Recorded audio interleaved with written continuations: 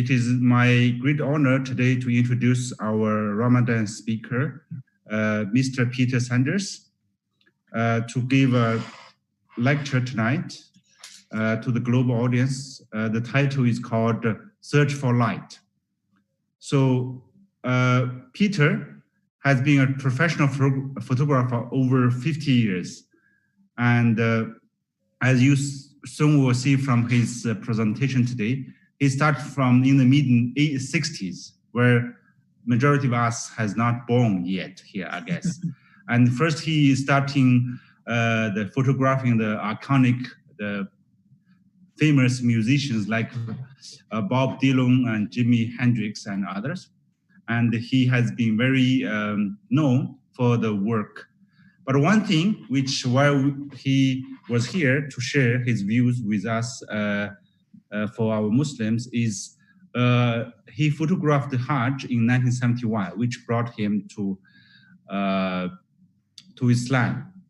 So now since then, I guess we learned that he became the photographer of Islamic world. Has been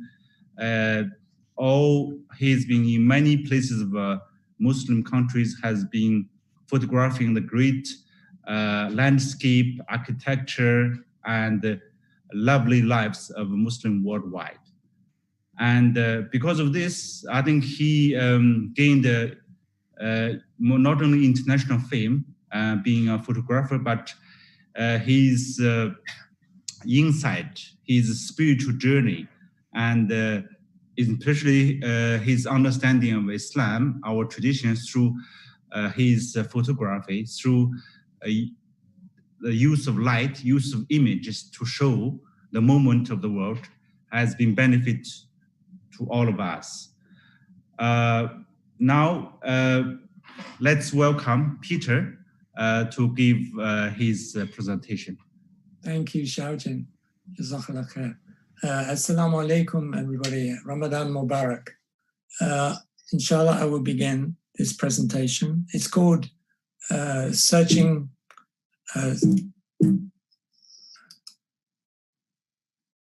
for Light.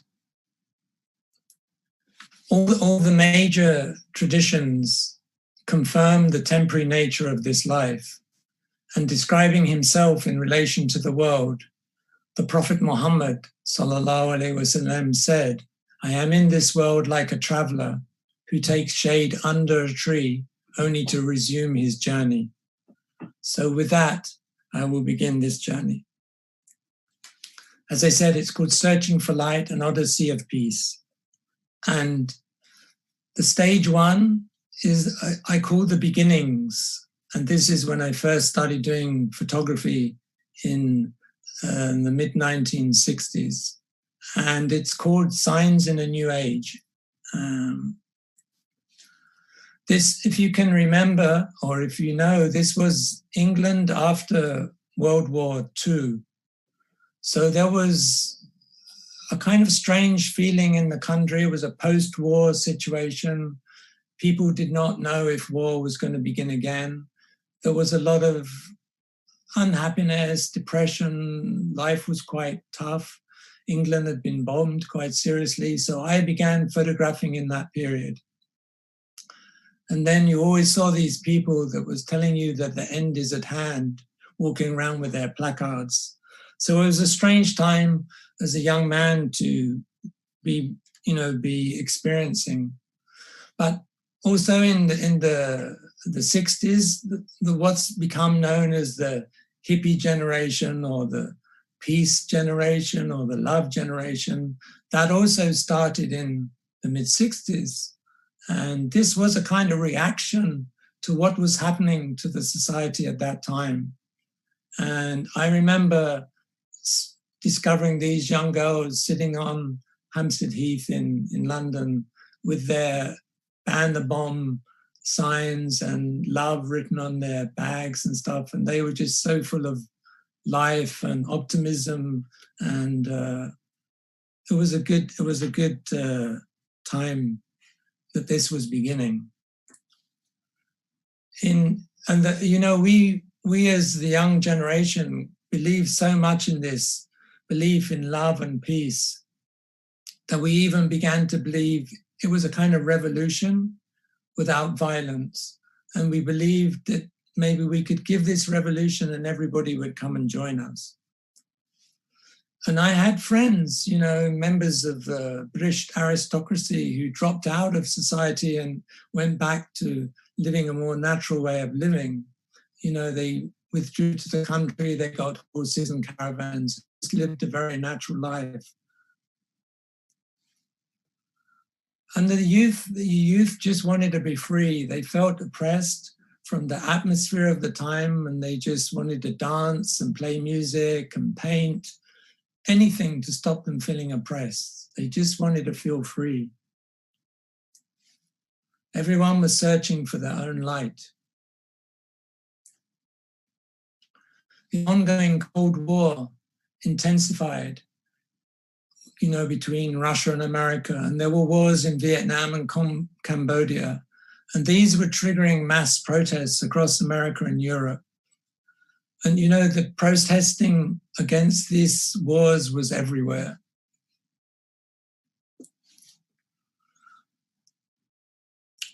And then, of course, at the time with what I call the poets of the New Age, more than any other medium, music became the voice of our generation, and the songwriters and the musicians became the poets of the New Age. I became swept up in the music world and became an eyewitness to the energy and creativity of those artists and future icons. And so I began photographing the musicians at that time. And they, like most of the artists, were speaking out about what was happening in the world at that time. Bob Dylan, who's still such an iconic figure, he wrote a song called The Masters of War, and some of the lyrics were, "Come you masters of war, you that build all the guns, you that build the death planes, and you that build the big bombs, you that hide behind walls, and you that hide behind desks. I just want you to know I can see through your masks. There is only one thing I know, though I'm younger than you. Even Jesus would never forgive what you do." So he was speaking out really about the people that built the weapons and built the bombs. The Rolling Stones, they sang, "Give me shelter, war, children, it's just a shot away." This was his feeling that war could just break out at any time and that things were very insecure. The Doors, Jim Morrison sang, "This is the end, beautiful friend. This is the end, my only friend, the end." There was a kind of desperation in the feeling at that time. Jimi Hendrix sang, it was a Bob Dylan song, but he sang, "There are many here among us who feel that life is but a joke. So let us not talk falsely now. The hour is getting late." So these were the kind of things that the youth, my generation, were listening to. And I remember one day I saw this graffiti, written on the wall saying, "We teach all hearts to break." And I remember I captured this image and it seemed like a message to me. And there's this ayat in the Quran that says, "We shall show them our signs upon the horizon and within themselves." So the second stage is really my own personal search. So in 1970, I set out on a search to find a faith and a spirituality so absent from my society. A year later, I traveled to India, which for my generation seemed to hold out hope for spiritual realization. I found at the core of every religion, there is the same goal, to know the divine reality. Wherever I have traveled since that time, I've found beauty in faith and devotion. And these are some of the images from my search. I went to India, as I said, in 1971 by myself. And I remember traveling to this very famous retreat in the South India. It was a retreat of a famous 20th century Hindu saint called Ramana Maharishi, who hid himself in a cave. And all the time he was in the cave, he kept on asking himself, who am I? Who am I? Who am I? In an attempt to understand who he was and what his purpose was. And I was also beginning to ask myself the same question. In India, I was confronted with extreme poverty, but I found a moving faith and deep spirituality within those people. I traveled to a Sikh colony in the north, and I met great men of piety, presence, and wisdom. And when I look at this picture now, I identify with this young boy sitting with his wise, respected elders. I didn't know who these people were, but there was something, they had incredible stillness, and there was a certain wisdom about them. I traveled around to many Hindu ashrams around India, and I found myself in large crowds of disciples, including many Westerners, all in search of spiritual enlightenment. Within Buddhism, I found a great calm and stillness. This stillness, coupled with what they call doing without, not wanting materialistic things, is a stark contrast to the frenetic pace and materialism of the modern world. This was a Shaolin monk in Japan. Reflection is an aspect of prayer, and with their own tradition, it's said, a moment of reflection is worth months and months of prayer. There's this beautiful quote from Eunice Emery. He said, "I tried to make sense of the 4 books until love arrived, and then it all became a single syllable." And then for me, the world of Islam appeared on my horizon.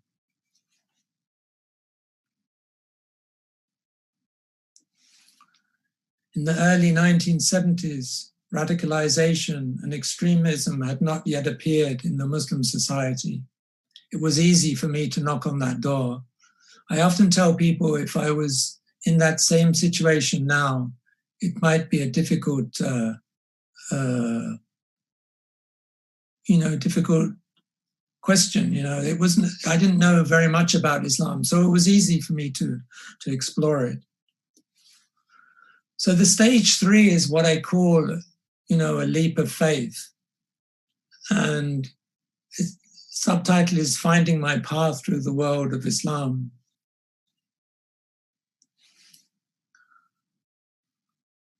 I went to Mauritania, and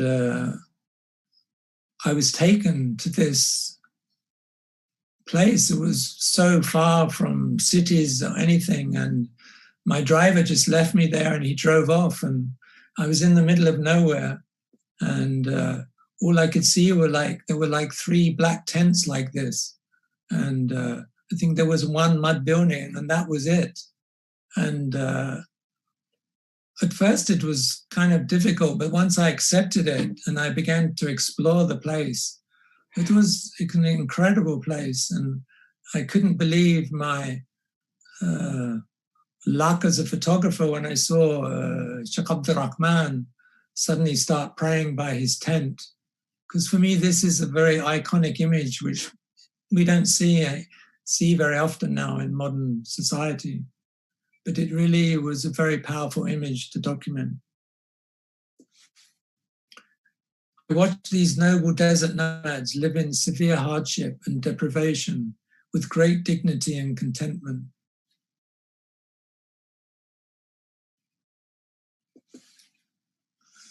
I visited many what I call sacred spaces. This is, the big mosque in Morocco in Casablanca.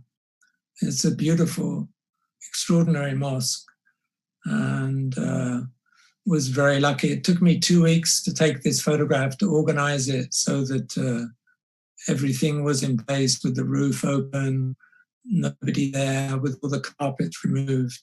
But I'm pleased with it as a shot.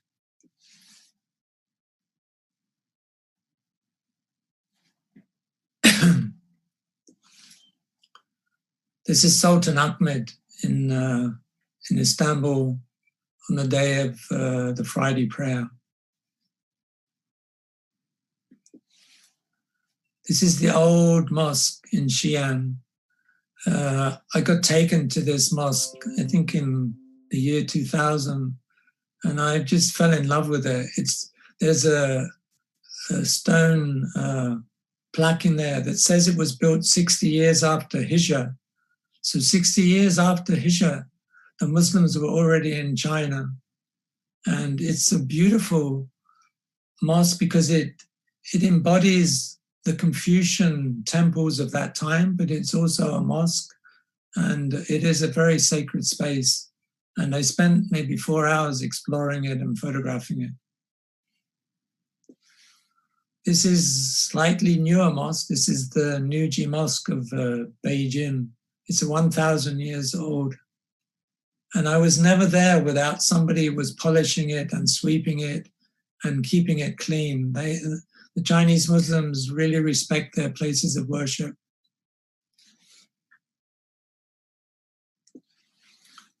And this is another old mosque in Ningxia province. And yeah, it's another beautiful, beautiful mosque. Of course, within the world of Islam, there is also a lot of trauma and humanity. In all the decades I've traveled throughout the Islamic world, I've been an eyewitness to the upheavals and conflicts and tragedies and traumas that have beset their societies. What I have seen and photographed is sometimes heartbreaking, but I've also seen the beauty and resilience of the human spirit shine through every adversity.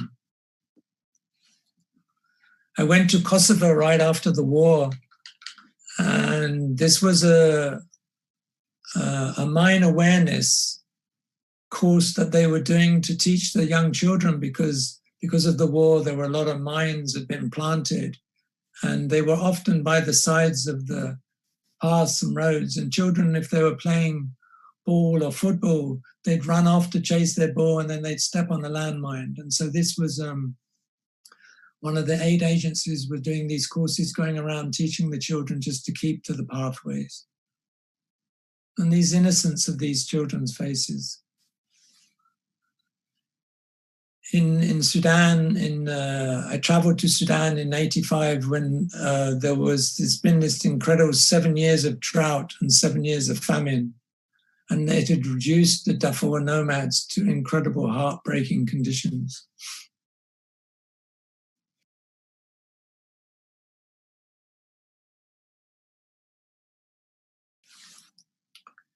You know, when people hide their faces, you know they cannot face the world anymore.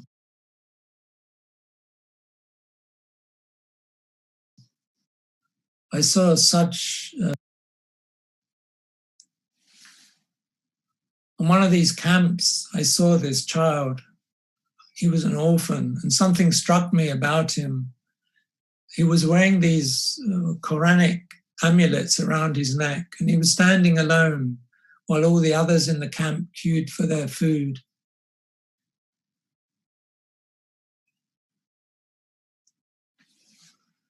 I was in Iran during the revolution at the time of when the Americans were taken hostage. And, you know, I was someone that in my early years of understanding about Islam, I read a lot of books by the great mystic writers. And then suddenly, you know, many of them came from Iran. And then I went to Iran and there was incredible turmoil and politics, and it was not what I expected, you know. But despite that, you always see these moments of beauty and humanity. You know. I've been very fortunate to visit many sacred sites around the world, and to tread on the land of the prophets and the footsteps of saints is an inestimable gift. I've been blessed to have walked on sacred earth and worship at the houses consecrated by God for his servants. This was on the first Hajj that I performed in 1971. Hajj is very different than it is today. This is Arafat.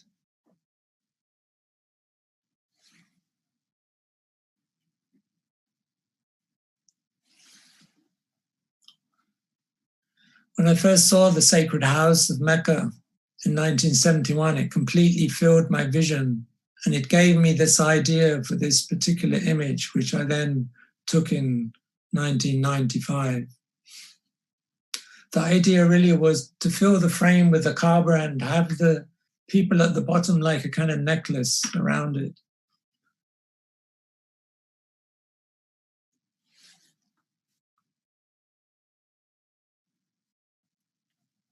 This is was this Taraweeh prayers? I can't remember. It was night prayers in Mecca anyway, I think, during Ramadan.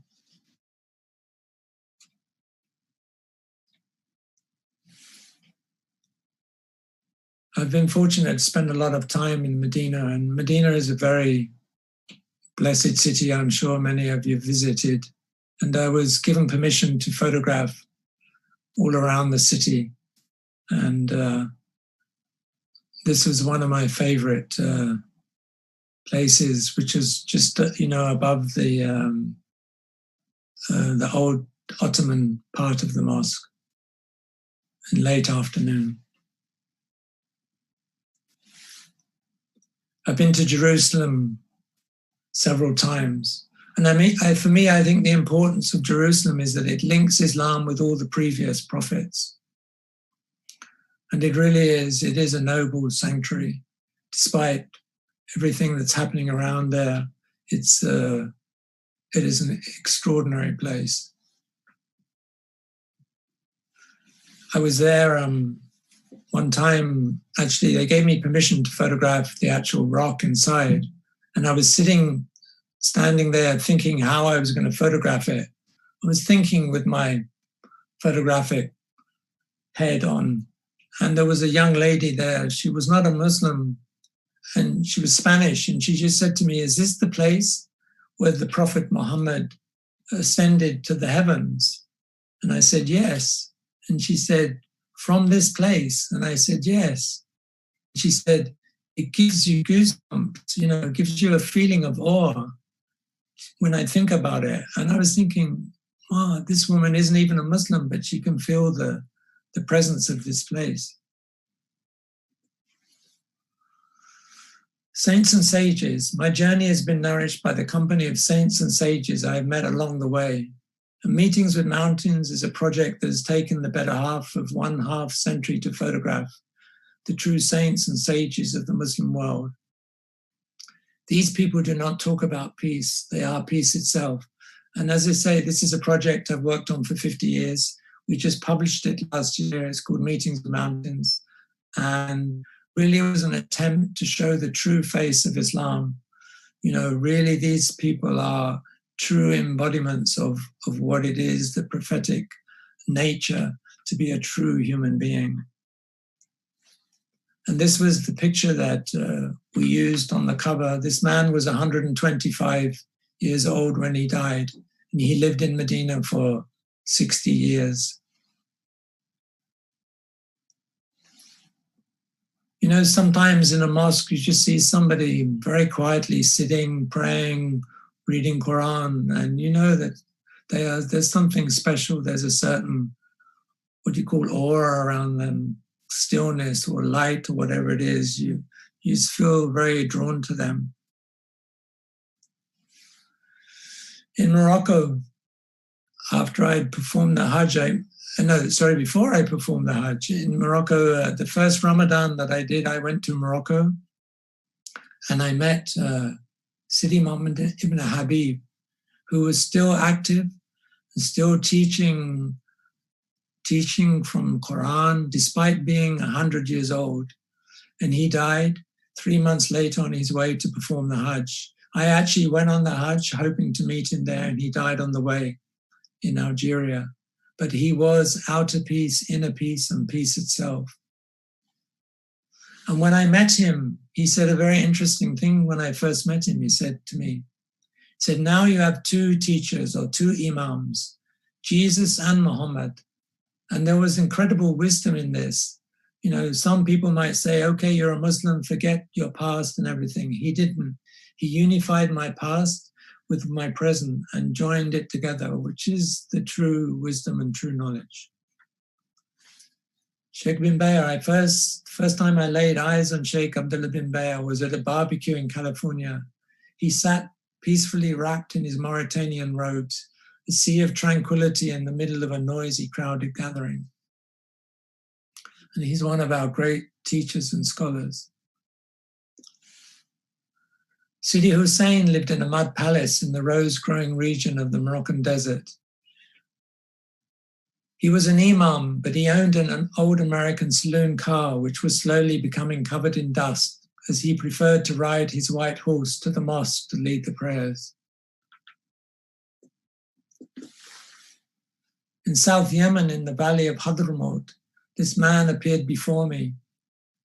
I gestured to my camera, but he didn't run away, and after taking several frames, he disappeared. My friends exclaimed that he had never allowed anyone to take his photo before, and so I felt quite honored that he had allowed me that privilege. Incredible face. In Mauritania, I went to visit Sheikh Murabat al-Hajj, one of the great, great scholars and teachers of West Africa. It took me 24 hours to get to his encampment, and this was him sitting what he did every day, just sitting, teaching his students. They would have memorized Quran or fiqh, and then when they felt they memorized it, they would come and sit in front of the teacher and recite it in front of him, and he would correct them or expand on whatever they were learning. He was nearly 100 years old. He only ever slept 2 hours a night, and he only ever drank camel's milk. And if he wasn't doing this, he would be praying. Incredible man, incredible presence. In 2006, I traveled to Syria to photograph the great saints of this historical country before the war. It is said that Sheikh Ahmed al-Habal of Damascus never missed the dawn prayer in the Umayyad Mosque for 80 years. He died at the age of 104. And the final section, really, to this retrospective is really, I called it giving back and celebrating life. I think you get to a point in life where you realize that you have been given so much in life, really. Most of us are very fortunate. We live in prosperous societies, and that we somehow need to give back. And really, Muslim social life is marked by celebrations and giving. The act of feeding the guest and greeting the stranger is fundamental to Islam, and providing food, clothing, and shelter for the needy is a Muslim's duty. As a photographer, I've been able to capture the beauty of Islam in all its many facets, not least in the spirit of open-hearted generosity one finds among the believers. So this section is really about documenting Muslims who are serving the community, but also those moments. Sometimes you see moments of pure joy that just lift your spirits, and really this section was really about that. So I did a project in 2005 called The Art of Integration, and it really was a project to document English Muslims, because at that time the media was kind of presenting the idea that most of them were extremists, and this was not true. And this was a charity that went every Sunday into the center of London and feed the homeless and the drug addicts, and just give them food and whatever they needed. And this was something that was done regularly, and it was really amazing to watch this and see what was happening. Also in Luton, one of our towns, I discovered this father and his children. They run this thing called the curry kitchen, And they also every Friday go on the streets of Luton and feed the homeless. And it was so beautiful to see them doing it. There's this saying from Muhammad Ali. He said, service to others is the rent you pay for your room here on earth. There's Muhammad Ali, the boxer. In Delhi, on Delhi railway station, I saw this young boy jump down onto the railway tracks, and from one of the faucets in which I guess they clean the railway trains, he turned it into a little shower so he could clean himself. It was just pure joy, really.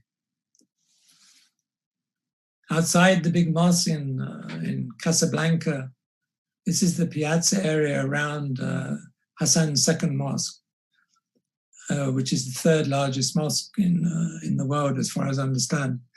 I saw this young boy use the whole piazza area as like a skating rink.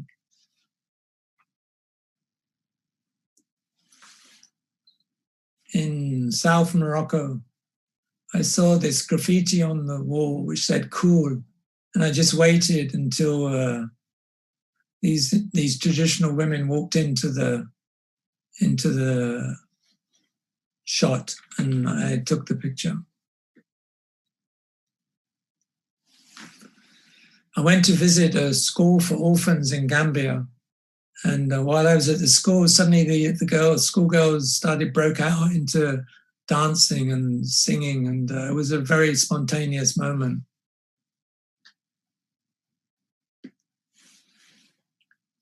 In a small island in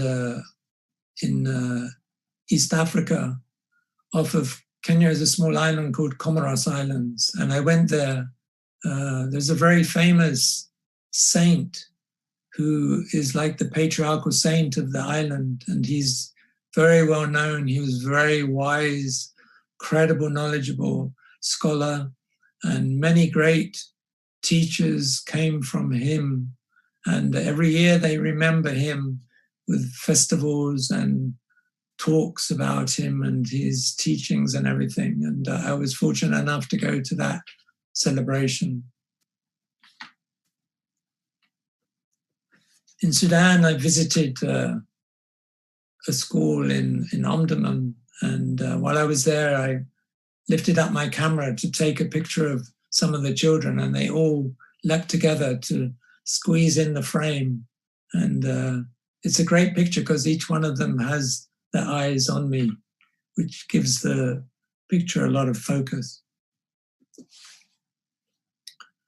The Sudanese are amazing people. There is this saying that they say that when God created Sudan, he smiled.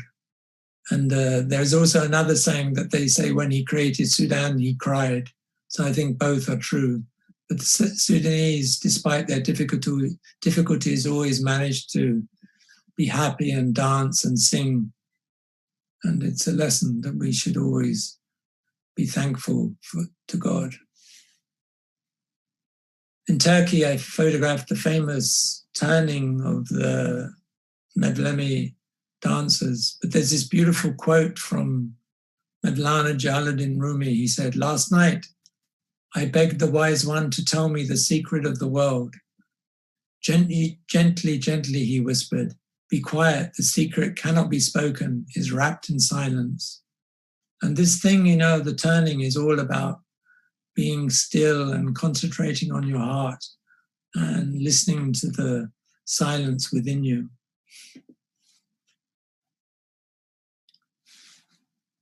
There's this beautiful song that Yusuf Islam has been singing for 50 years, and he's still singing it now. Now I've been crying lately, thinking about the world as it is. Why must we go on hating? Why can't we live in bliss? Because out of the edge of darkness there rides a peace train. Oh, peace train, take this country, come take me home again. Beautiful song. And another one of our Yusuf, Sami Yusuf. This was a concert he did in London in front of 10,000 people. But one of his songs is called Forgotten Promises. He sings, "Tonight the world will sleep, but hunger will not wait for promises we made. We share one soul, we share one land, we have one time to understand." And we must never forget that Ramadan is there to remind us that there are people who do not have food and do not have water. And I think this time of lockdown, I think it's making all of us very much more reflective. And the final picture, this I photographed in Xi'an. I got taken to a children's madrasa, and the people said, just wait while the children get ready. They're getting dressed ready for the photographs. And then they appeared and they'd all dressed up specially for the photographs, and they all sat in front of me. And then they began to sing Quran and songs about Islam, and they were swaying from left to right. And it was such beautiful. I mean, it was such pure joy.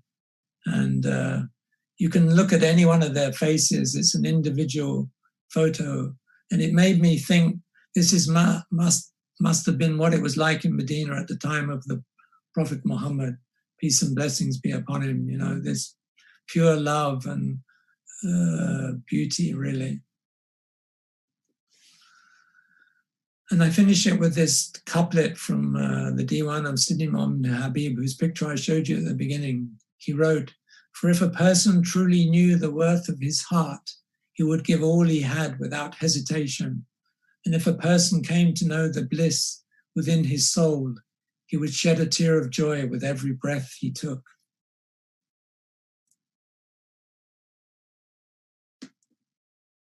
Thank you.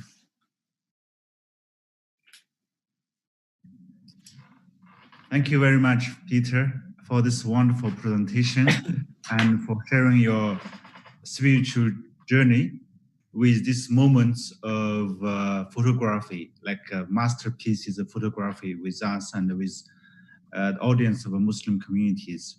Alhamdulillah. Is it are you going to break fast? Yeah, I can do that now. It's okay if you're going to look for some you break your fast and you do iftar. We have some questions from the from audience, and I'll just take your time. I'll just read from you. So as we see through your photographers, and you have been shooting a lot of great images of Muslim communities. Yes. Like it's the whole Islamic world, even Muslim communities in non-Muslim countries, like you showed quite a few in UK and China. Yes. Because we trust you are like professional photographer, and from your eyes, eyes of the photographer, what are the main factors change the Muslim community in the last 50 or 30 years you have been shooting in the Muslim communities? Yeah. What has not changed? What would be your observation? Of things that haven't changed? Or changed? Oh, have changed. Well, I mean, you know, in 50 years, I've witnessed something, you know, I think from 1970 to 2000, I was really documenting the end of traditional Islam as we understand it. And then, you know, 9/11 happened, and the extremism and all this radicalization, which really turned the whole of Islam upside down. But I sense now that there is a change again, and I think it's for the better. I feel like the youth really want a simpler kind of understanding. They really want peace, which is why I show the section on the 60s in my presentation, because it's something similar about that time, you know, that there's been so much violence and hatred, and this is not in the nature of young people. You know, they're freshly born and they want to feel peaceful, they want to feel good, they want to feel happy, and this is against our nature. And so I get a feeling from the youth today that they really want something to change.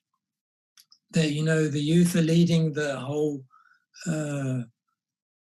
can I say, revolution about the ecology of the planet. And we, since the lockdown, we're already seeing a certain shift in the planet. There's not so many planes flying around. There's not so many cars. I'm much more aware of birds and wildlife, and so that even this brief time, the planet is breathing a little bit. So I think we're witnessing that. And I think the support that I had for my project, Meetings with Mountains, a lot of it was from young people. And it gives me a lot of hope for the future, because I think that they really want things to change in the world. And it's really, we're leaving, I'm saying this for myself, us older generation are leaving the mess for them to tidy up. So, we need to pray for them and encourage them and make it easy for them. Thank you very much for. Yes, I'm glad you mentioned this, the role of peace, including the role of peace. Role of youth, in particular, youth in Muslim communities. Yes. I think they share your vision that the peace is the life they want to pursue. So yeah, I think your photography really showed this part. And another question is, we see you photographed many places, sacred places, places of worships, like mosques, and of course the place of worship from other religions, but mainly mosques and Islamic places. So what, from the artistics point of view, what are the common shared elements across all these places of worships? What do you find in common from them? I think, I called that section Sacred Spaces because they really are sacred spaces. I mean, somebody has intended that place to be a place of worship. And, we know around the world there are very grand mosques and things. But I've been to a little humble mosque in a camp of lepers in Sudan, people that had leprosy in a leprosy camp. They had built a little mosque out of twigs, of branches, just a little place that they could pray. And, it was a sacred space, complete opposite of some grand place, but it was built for the same intention. And so that thing that links all these places is that they are place designated for worship. They're purified spaces. And that's really what is important. But, we know the whole world is a mosque. Obviously, there are places where we don't pray, but generally we can pray in the fields or in the desert or whatever, I mean, it's not always restricted to buildings. But it's beautiful to see what people build in the name of God, Yeah, I think so. May I see, it is beauty and purity which exists across all the places of worship. Yes. Yeah. The follow-up question would be: see, actually, your pictures and make us miss all those mosques. Since we are in lockdown now globally, we can't really go to pray in the mosque, and we cannot pray in Taraweeh, and we can only feel the beauty of architecture and tranquility of prayer from images you just showed to us. Yes. So, do you believe that this place of worship can, help us even like during this lockdown time to go through these hardships or this isolation, this anxiety? We know it is Holy Ramadan. We're supposed to be in the mosque, we're supposed to be gathering, but now we can't. So what would be like artists or artwork can do to help us to go through this this time? Well, I was thinking about this. The Prophet ﷺ withdrew into the cave of Hijra, so that he might know his Creator. And we are now in Ramadan is its own lockdown, and now we're in even more lockdown, that we're locked down into our houses. So it's a good time to build like a little sacred space in your house. I mean, I have a room in my house which is strictly for prayer, and I keep my books in there.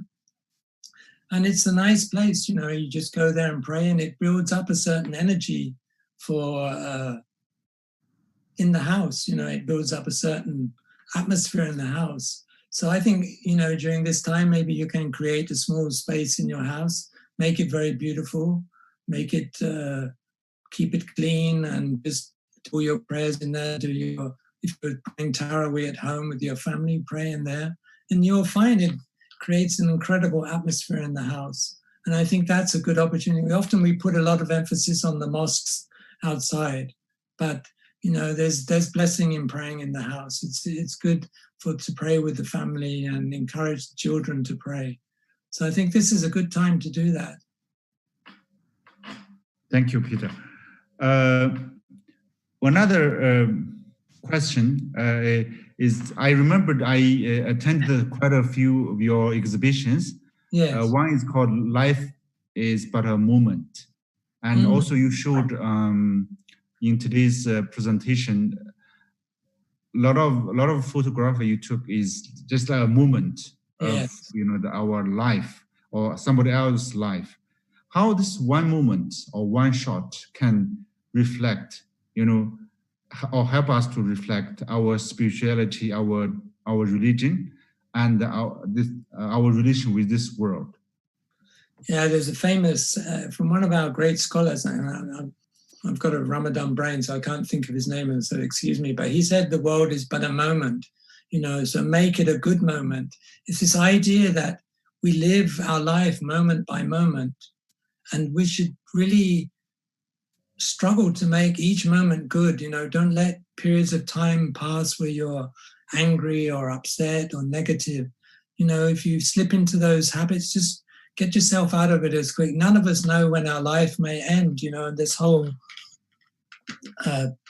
pandemic makes us very aware that death is close to us, and for some people people have lost their lives at this time.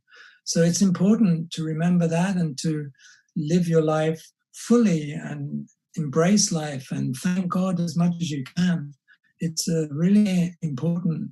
I think, I've found in my travels around the world, when I've met poor people, somehow they're very resilient. They have a lot of gratitude, and we, some of us have a lot in these Western societies and we're still unhappy, and we should remember we have a lot to be thankful. Even this lockdown, my parents lived through World War II. They lived in London when bombs were dropping on them. We have wars going around the world where people are facing unbelievable hardship. All we're being asked is to sit still, and that's not a bad thing. Maybe we can gain some benefit from it. Yes, I totally agree. Let's go back to, you just mentioned something about the Muslims in the West, including your own country. Yes. And then it reminded me of your another project is, you also mentioned it, integration, art of integration. Art of integration, yes. So you haven't shown much of the art of integration work today, huh? No, I realized I didn't. It was a bit too late to start adding, and I wasn't sure how long it would take me to do it. Okay. But I should have done. But I can explain it a little bit. It was really. Yes, please tell us about project, and because we here hosting you is as a Muslim communities. We have an audience and from all over the world. They all live in different communities in different countries. Yeah. So what would be your art of integration, your message to them? Yeah, well, it came from me thinking about, as I said, there was a kind of media idea that Muslims were this kind of thing, and I wanted to break that stereotype. And I wanted to show that Muslims were just normal people living their lives, just trying to, find peace and satisfaction, same as every human being is in the earth. So I had this idea that I would find Muslims working in the whole of the English society, doing a whole range of things, from working in supermarkets to being members of the House of Lords, to all every phase of work, kind of work. And that was really the project. And I was told that there was a sheikh from West Africa called Sheikh Ba, and he said, Islam is like a pure river, clear, unpolluted. And he said, like a river, if a river goes across stones, it will take on the color of the stones. So if it goes across black stones, the water will appear black. Or if the stones are yellow, the water will look yellow. Therefore, in Africa, Islam is African. And in China, Islam is Chinese. And so by context, I said, so therefore in England, Islam is British. That, you know, that we have our own culture, but Islam is the clear water that unites all of us together as one body. And it was really to try and show that you can still be English, but you can be a Muslim. It doesn't mean you need to adopt another culture. You can be yourself. And that's why I loved the project in China, because the Chinese Muslims are very Chinese, but they are Muslim. You know, it's not like they've become Arab. They're Chinese, and they have inherited that incredible Confucian model of stillness and calmness and meditative nature. And you see that within them, and their mosques are incredible places, and the beauty and everything. But they are Muslims, 100%.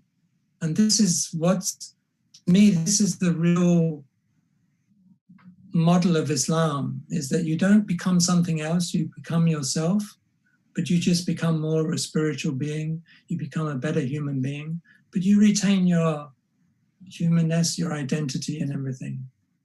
And I think that was really the idea behind that project. Yes, I do appreciate this saying about the Islam as a clean water river, yeah, which reflects the colors of all the different cultures. Yeah, and it's often used, you know, the Prophet ﷺ himself used this idea about when people asked him about the prayer. He said, if there was a river running at the bottom of your house and you washed in it 5 times a day, wouldn't you be purified? So this idea of the river again comes up, you know, pure water. Yes, it's very much an aspect of our religion, you know. That's why I see you shot a lot of happy faces of Muslim, and also the faces with the national flags. Yes. I wish we could have seen today. Yeah, I should. Hopefully, you know, our audience will go to your website. Or if they go to the website, they can see some of the stuff on there. And so before I conclude, the last one is, as you see, our we look forward for the the future of communities, and if we have young people or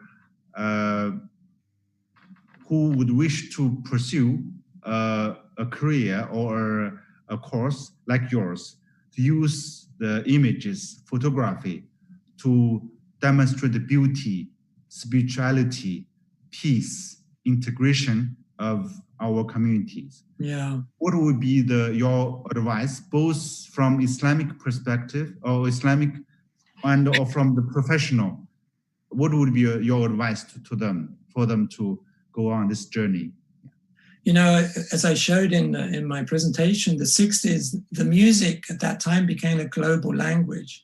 And I think now the images has become a global language, you know, the way people use Instagram and Facebook and share images all the time. It's a very natural way of communicating. And I think we live at a time now where it's a phenomenal number of images are uploaded on the internet every day, people communicating with images. So I think we do these workshops called The Art of Seeing, where we teach young people photography and how to use the medium to present beautiful images, to try and build bridges with images. I mean, this is a time we really need to build bridges.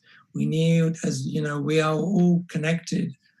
Mankind, we all came from Sayyidina Adam. We all from his litany. We need to unify this. We've never had a time when we've been so separate and so much trauma in the world and wars and things. It needs to finish, you know, it needs to end. People nearly need to work together to build harmony and peace. with all communities, whatever religion, whatever your beliefs. We need to work together. I feel that so strongly. And this is an opportunity to it.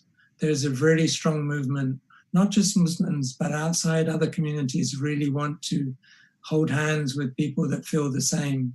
And it has to reach a tipping point.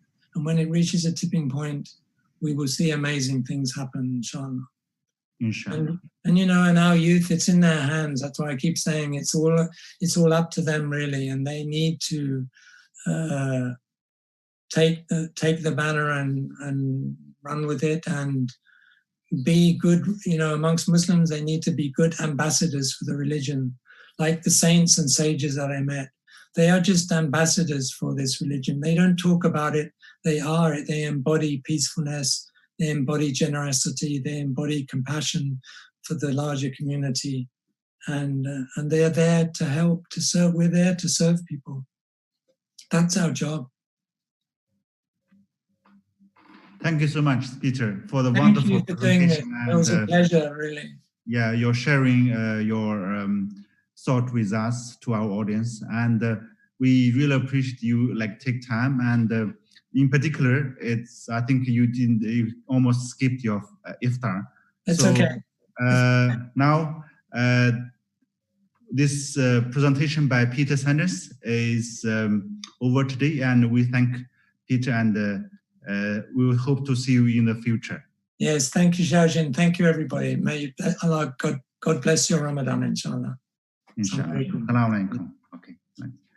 Tomorrow, we have another British scholar and Imam, Adam Cowick. He is going to give us a talk on British lost Islamic heritage. So I welcome everyone to come to our live stream again to listen Professor Adam Cowick. See you tomorrow. Bye.